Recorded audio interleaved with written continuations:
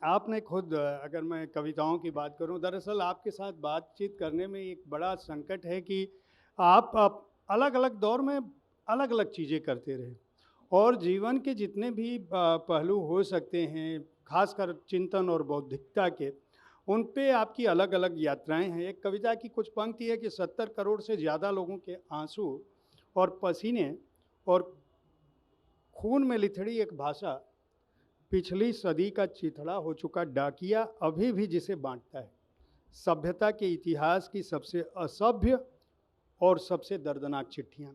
मैं ये जानना चाहता हूँ कि संवेदना का जो राग है साहित्य में, आज क्या वह बचा हुआ है?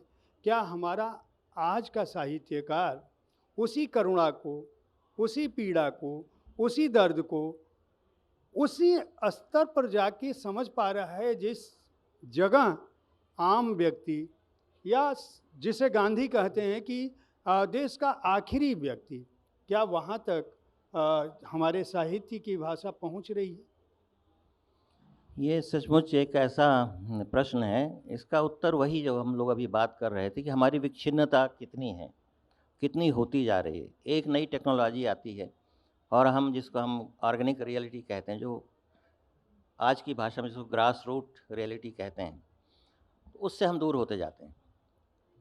और कहीं न कहीं उससे ये फ़र्क आता है कि आप प्रत्यक्ष यथार्थ यानी वास्तविकता यथार्थ उससे हट करके आप वर्चुअलिटी की ओर बढ़ते चले जाते हैं।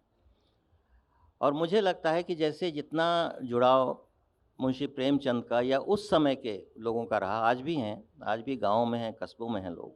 बहुत पिछड़े गाँव में हैं, झारखंड में जाइए, छत्तीसगढ़ में जाइए, मध्य प्रदेश के ही हमारे राज्य में जाइए, बहुत जगह जाइए। तो वहाँ टेक्नोलॉजी ने इतना दखल नहीं दिया है। और अभी भी जो समाज का और मनुष्यों के बीच का जो ताना-बाना है, जो फैब्रिक है, वो बचा हुआ है। अभी भी आप पाएँगे कि दशगात्र होते हैं, लोग एक-दूसरे के बीमार होने पर आके पूछते हैं। वहाँ ऐसे हकीम और जड़ी-बूटी वाले भी मिल जाएँगे, जो बीमार है उसके नब्ज़ टटोलते हैं, उससे पूछते हैं, उसके बारे में जानते हैं। और अब क्या है कि वो एक तरह की इम्पर्सनैलिटी, निर्वैयक्तिकता और ये आ गई है। इसका असर साहित्य पर अच्छा पड़ रहा है या ख़राब पड़ रहा है, इस पर मैं कोई फ़ैसला सचमुच नहीं दे सकता, क्योंकि साहित्य बहुत बदलता है। साहित्य भाषा पर ही केंद्रित कभी नहीं था।